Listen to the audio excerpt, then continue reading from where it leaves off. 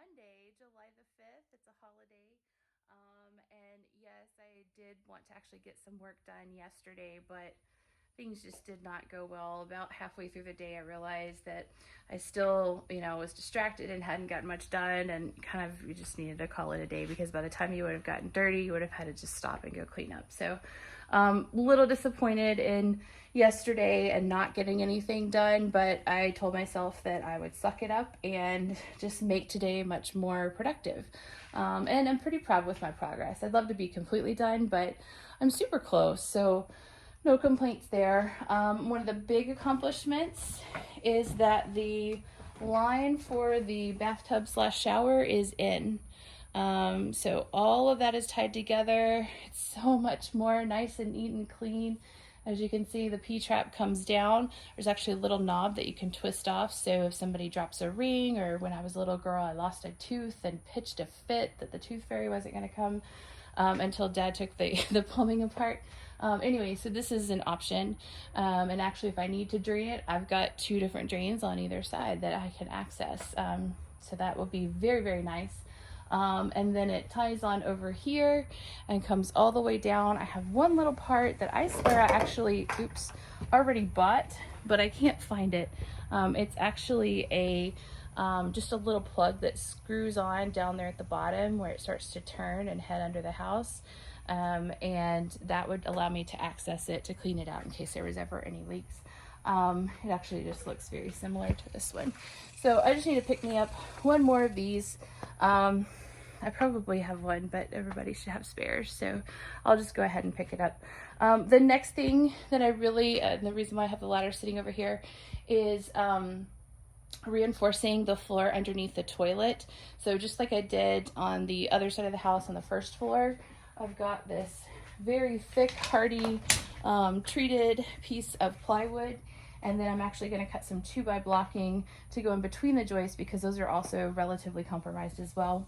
And I think I might actually hold off on that because it's getting towards the end of the day. I'm hot and sticky. I don't want to make a miscalculation and just frustrate myself. I'm actually kind of slimy feeling because it's been so humid. So slipping on the ladder, slipping in my shoes. Don't want to create any, safety issues just because I'm pushing to get everything done before I go back to work. But anyway, so I am still super close with that. I think that is definitely a good choice, just like with the other toilet.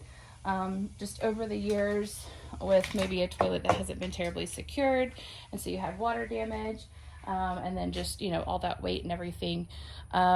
Those couple of boards are actually gone, and they were compromised anyway, so I kind of neatly cut them. So we're gonna have to replace them. Ideally, I would have in-kind board to go back with, and would be one continuous long piece of wood, but it's not looking like I'm gonna be able to get that. So I think have enough pieces to just make it work, and I think it'll be okay. So yeah, we'll get the reinforcement in there. We'll start making some flooring repairs, and then I will go ahead and cut the hole for where the actual toilet's going to be, just the absolute perfect dimensions.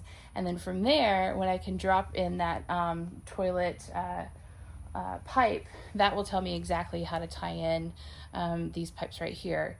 Until then, I'm kind of guessing, and I don't need to be guessing. So we'll just kind of sit tight and wait. But the excitement is that, yes, everything on this side has actually been completely glued in all the way up to the attic. And I am saving the 2 attic connections for probably in the morning before work. It'll be kind of a miserable morning, but much better than trying to do it right now and having an asthma attack or something in the attic. So I have everything kind of staged and ready to go right at the entrance. I was able to crawl up there and just pop my head up and make sure that both pipes, so the one on this side and the one on that side, are sticking up enough for me to be able to make the attachment and the connection. So we're in good shape there, and it's only going to ride for a day. It'll be okay. So I'm excited about that.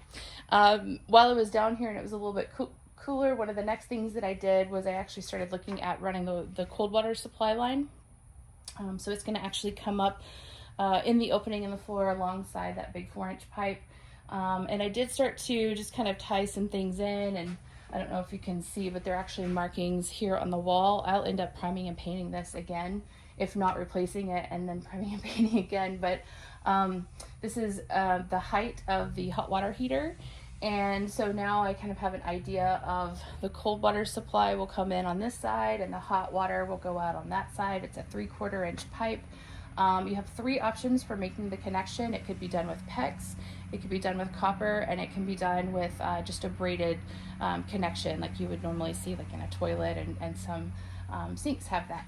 I'm gonna lean towards the braided option because, again, in this house, you're pretty isolated from resources, and I don't want to rely on somebody having the expertise for sweating pipes and soldering and all of those things. And I also don't want to get us into a situation where we're committed to a very expensive proprietary PEX system just for this one little location.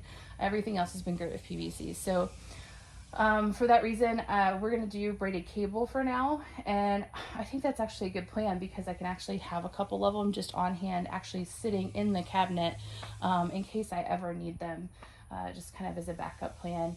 In fact, I already have that for toilets, so I think I'm pretty confident in that decision, and that should just make life easy. Repairs should be really easy. Hopefully things don't break, but thinking about those repairs and how you're going to make them and what the cost is going to be is just so much smarter. It gives you peace of mind. So anyways, that has been thought out. Obviously we have to extend the wall just a little bit more, and the water heater will actually stop about here, and then we give it a little bit more breathing room, and then the door and all of that good stuff starts. So all good things. The next thing will be, like I said, reinforcing underneath the toilet. Then I can make the final connection here with this big 4-inch piece. Let's hope that we get it all figured out. And I have most of the plumbing here on the sink side already glued and connected as well. I just wanted to give myself a little bit of flexibility as I start to jiggle around with all of that stuff. So I'm going to hold off until I can make those absolute final connections. But I can go ahead and tie into the roof once I'm in the attic tomorrow morning. So in a really good place, and like I said, I wish I could be completely done, but I'm really proud of where we are. I actually feel so much better if you just take a look back at where we are with how neat and clean everything is. Of course, we're going to build a little built-in around it so you won't see all the pipes and everything, but you'll have access to them when you need them. And it's just so much more neat and clean than all of the spaghetti business and abandoned pipes that were up there before. So I'm really happy about that. It's a very good feeling. It feels like it took a nice shower. So anyways, I am excited to show you guys upstairs. I'm also nervous with what's to come. I've been working with PVC for quite some time at this point, and if you make a mistake, yes, in 2020 and 2021, it's been a little bit more difficult to get pieces and parts, but they are somewhat replaceable and they're not terribly expensive. They could be better, but they're not the worst. However, I'm about to be switching to working with polished brass, which is absolutely gorgeous, but if I make a mistake there, it will be a significant amount of lead time and it'll add a very significant cost for every mistake that I make. So y'all pray for me.